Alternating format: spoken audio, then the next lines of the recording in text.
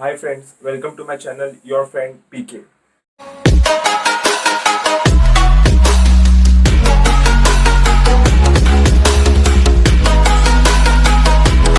मेरा नाम है पंकज और इस चैनल में आपको मिलेगी सारी इंफॉर्मेशनल वीडियोस जो आपके लिए बहुत यूजफुल एंड हेल्पफुल है गाइस। कोरोना की वजह से हमारे लाइफ में बहुत चेंजेस आ गए हैं। कुछ लोगों के तो जॉब्स भी चले गए हैं और ऐसे में आप अगर अपना बिजनेस स्टार्ट करने का सोच रहे हैं और आपके पास इन्वेस्टमेंट करने के लिए ज़्यादा पैसे नहीं है तो ये वीडियो आपके लिए है। मैं इस वीडियो में आपको बताऊंगा कैसे आप गवर्नमेंट की मुद्रा योजना से बैंक से लोन लेकर अपना बिजनेस स्टार्ट कर सकते हैं। So let's get started guys. मुद्रा लोन बेसिकली बिजनेस पर्पस के लिए लिया जाता है। अगर आप नया बिजनेस स्टार्ट करना चाहते हो या फिर आपका पहले से ही बिजनेस है जिसे आप एक्सपांड करना चाहते हो तो फिर आप मुद्रा लोन के लिए अप्लाई कर सकते हो। मुद्रा loan maximum 10 lakh rupees 10 lakh रुपए अमाउंट तक के लिए मिलता है। मुद्रा लोन 3 कैटेगरीज में डिवाइड किए गए हैं। फर्स्ट है शिशु, सेकंड है किशोर एंड थर्ड है तरुण। शिशु कैटेगरी में 50,000 तक के लोन आते हैं और किशोर कैटेगरी में 50,000 से 5 लाख तक के लोन आते हैं एंड थर्ड है तरुण। तरुण कैटेगरी में 5 लाख से 10 लाख रुपए तक के लोन आते हैं। आप अपने बिजनेस के रिक्वायरमेंट के हिसाब से इन तीनों कैटेगरी में से किसी भी एक कैटेगरी में मुद्रा लोन के लिए अप्लाई कर सकते हैं। जब भी आप बैंक से किसी भी टाइप का लोन लेते हैं तो उसमें से कुछ परसेंट बैंक देता है यानी सैंक्शन करता है और कुछ परसेंट आपको देना पड़ता है, उसे कहते हैं मार्जिन। लाइक फॉर एग्जांपल आपको टूर्स एंड ट्रेवल्स का बिजनेस स्टार्ट करना है, उसके लिए आपको एक व्हीकल खरीदनी है और उस व्हीकल के कोटेशन में जो भी अमाउंट होगी उसकी इनवॉइस में जो भी अमाउंट होगी उसमें से कुछ परसेंट बैंक देगा यानी सैंक्शन करेगा और कुछ परसेंट आपको भरना पड़ेगा। मार्जिन अमाउंट मुद्रा लोन के लिए कम होती है। शिशु लोन के लिए होती है 5%, किशोर लोन के लिए होती है 10% एंड तरुण लोन के लिए होती है 25%। तो हमारे एग्जाम्पल के हिसाब से अगर आप व्हीकल खरीदना चाहते हैं टूर्स एंड ट्रेवल्स के लिए जिसकी कीमत है 5 लाख रुपए तो ये किशोर कैटेगरी में आएगा और किशोर कैटेगरी के हिसाब से 10% 5 लाख पे मार्जिन आपको भरना पड़ेगा। अब 5 लाख का 10% मतलब हुआ 50,000 रुपीज। अब व्हीकल 5 लाख की है, राइट? तो 50,000 आपको भरना पड़ेगा और 4,50,000 रुपए बैंक सैंक्शन करेगा लोन के तौर पर। मुद्रा लोन का यूएसपी ये है कि इसमें आपको बैंक को किसी भी थर्ड पार्टी की गारंटी नहीं देनी पड़ती। अगर आपका प्रोप्राइटरी फर्म है तो फर्म का और आपकी गारंटी देनी पड़ती है। अगर आपका पार्टनरशिप फर्म है तो फर्म का और जितने भी पार्टनर्स है उनकी गारंटी देनी पड़ती है।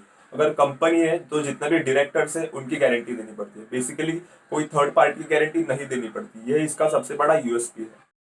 बेसिकली इसमें कोई कोलेटरल सिक्योरिटी नहीं होती। अगर आपने टर्म लोन लिया है और बिजनेस के लिए कोई भी मशीन या फिर सामान खरीदा है तो उसे हाइपोथिकेट किया जाता है।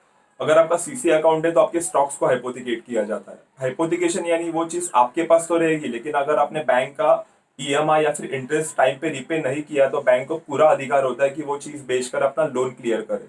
तो इसलिए हमें मुद्रा लोन तभी लेना चाहिए जब आप जेन्युइनली एक सक्सेसफुल बिजनेस चलाना चाहते हो।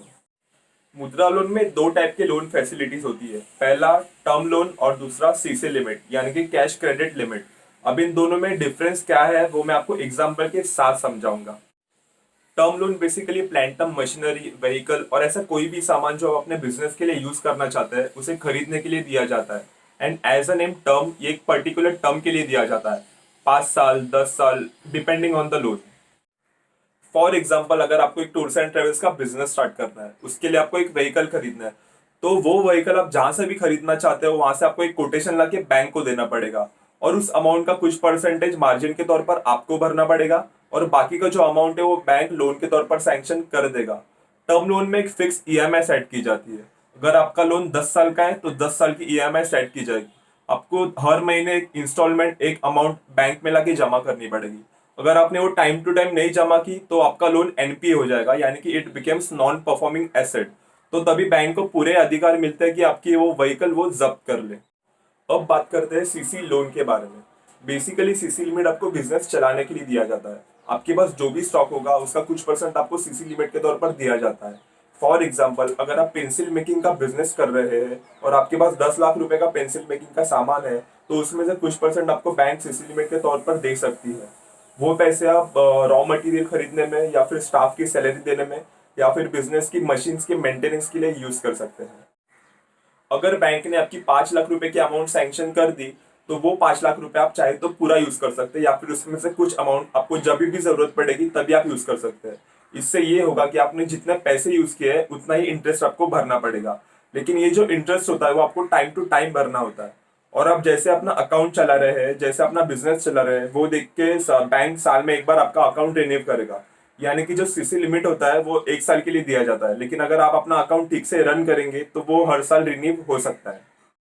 तो ये थी कुछ इन्फॉर्मेशन मुद्रा लोन के बारे में। अगर आपको जानना है मुद्रा लोन के लिए आपको कौन से डॉक्यूमेंट्स देने होंगे, या फिर मुद्रा लोन के बाद आपको कौन से चार्जेस लगेंगे, तो मुझे कमेंट सेक्शन में जरूर बताना, मैं उसके ऊपर भी वीडियो बनाऊंगा। और हाँ, अगर मेरी ये वीडियो आपको अच्छी लगी, हेल्पफुल लगी, तो प्लीज इसे लाइक करना, शेयर करना और मेरे इस चैनल को सब्सक्राइब करना। Thank you so much for watching guys.